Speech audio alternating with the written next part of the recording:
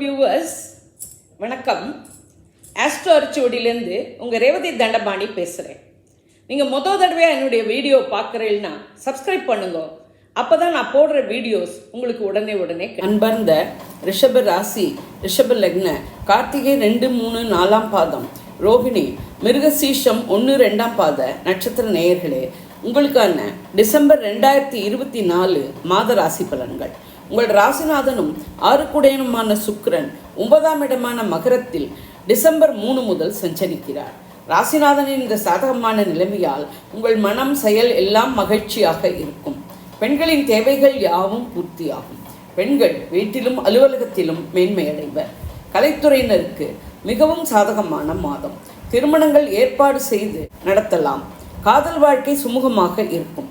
2, 5 குடைய புதன் 7ஆம் இடமான விருச்சிகத்தில் வக்கர நிவர்த்தியாகி சஞ்சரிக்கிறார். பண வரவு அபரிமிதமாக இருக்கும். குடும்பத்தில் சுமூகமான சூழ்நிலை நிலவும். குடும்ப உறுப்பினர்கள் ஒத்துழைப்பர். குழந்தைகள் கல்வி கேள்விகளிலும் பல வகையிலும் மேம்படுவர். அவர்களை நினைத்து நீங்கள் பெருமிதம் அடைவீர்கள். மாணவர்கள் கல்வி விஷயத்தில் முதலிடம் பெறும் அளவுக்கு பிரகாசிப்பர். நினைத்த பாடங்களை படித்து நினைத்த மதிப்பெண்களை பெறுவர். 3 குடைய சந்திரன் 7ஆம் இடமான விருச்சிகத்தில் இருக்க மாதம் பிறக்கிறது. உங்கள் முயற்சிகள் யாவும் வெற்றியாகும். தைரியம், வீரியம் மேலோங்கும். இளைய சகோதரர்களின் உதவியும் ஆதரவும் கிடைக்கும். 4 குடைய சூரியன் மாத முற்பகுதியில் 7ஆம் இடமான விருச்சிகத்திலும் மாத பிற்பகுதியில் 8ஆம் இடமான தனுசிலும் சஞ்சரிக்கிறார். எனவே மாத முதற்பகுதி அரசியல்வாதிகளுக்கும் அரசாங்க காரியங்களுக்கும் நன்மை தரும். சுக சௌகரியங்கள் மாத முற்பகுதியில் நன்றாக இருக்கும். பிற்பகுதியில் இடைஞ்சல்கள் வரலாம். வீடு, மனை, வண்டி, வாகனங்கள் வாங்கும் எண்ணங்களை தள்ளி போடலாம். மாத பிற்பகுதியில் தாயின் உடல்நிலையில் கவனம் தேவை. 7, 12 குடைய செவ்வாய் 3ஆம் இடமான கடகத்தில் நீச்சவக்கரமாக இருப்பது அவ்வளவு சாதகமில்லை. கணவன் மனைவி ஒருவருக்கொருவர் விட்டு கொடுத்து செல்வது நன்மை. மனைவியால் கணவனுக்கு நன்மை உண்டு. நண்பர்கள், தொழில் கூட்டாளிகள் ஒத்துழைப்பது கடினம். கூட்டு வியாபாரம் நன்மை தராது. வீடு, மனை போன்ற ஸ்திர சொத்துக்கள் வகையில் விரயங்கள் ஏற்படும். 8, 11 குடை குரு உங்கள் ராசியான ரிஷபத்தில் வக்ரகதியில் இருக்கிறார். இதுவரை நிலுவையில் இருந்த வழக்குகள் முடிவடையும். எதிர்பாராத லாபங்கள் கிடைக்கும். நீண்ட நாளைய ஆசைகள் நிறைவேறும். மூத்த சகோதரர்களின் உதவியும் ஆதரவும் கிடைக்கும். குரு பார்வை 5ஆம் இடமான கன்னி, 7ஆம் இடமான விருச்சிகம், 9ஆம் இடமான மகரத்திலும் விழுகிறது. மனம் மகிழ்ச்சி பெருகும். குழந்தைகளின் வளர்ச்சியை கண்டு பெருமிதம் அடைவீர்கள். கணவன் மனைவி உறவு அந்யோன்யமாகவும் அன்பு பாசத்துடனும் மகிழ்ச்சியாகவும் இருக்கும். குழந்தை வரம் வேண்டுவோருக்கு குழந்தை பாக்கியம் கிடைக்கும் வாய்ப்பு உண்டு. தந்தையின் உதவியும் ஆதரவும் கிடைக்கும். 9, 10 குடைய சனி 10ஆம் இடமான கும்பத்தில் வக்கர நிவர்த்தியாகி சஞ்சரிக்கிறார்.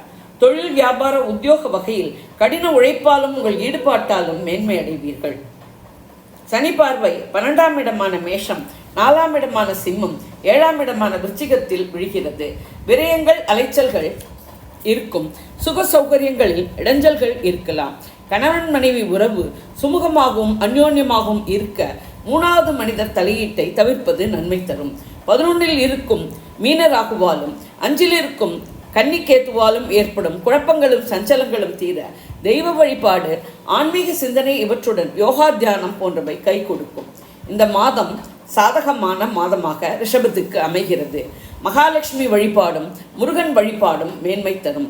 சந்திராஷ்டம தினங்கள் டிசம்பர் 3, 4 தினங்களில் உஷாராக இருக்கவும், பயணங்கள், புதிய முயற்சிகளை தவிர்க்கவும், வண்டி வாகனங்கள் ஓட்டும் போது கவனமாக இருக்கவும், வம்பு வழக்குகளை தவிர்க்கவும். இது ஒரு பொது பலன். வாக்கிய பஞ்சாங்கப்படி சொல்லப்பட்டுள்ளது. உங்கள் பிறந்த ஜாதகம், தசை, நடப்பு, புக்திப்படி பலன்கள் வேறுபடலாம். நீங்கள் இதே லக்னமானால் இந்த ராசிக்கான பலனையே எடுத்துக்கொள்ளலாம்.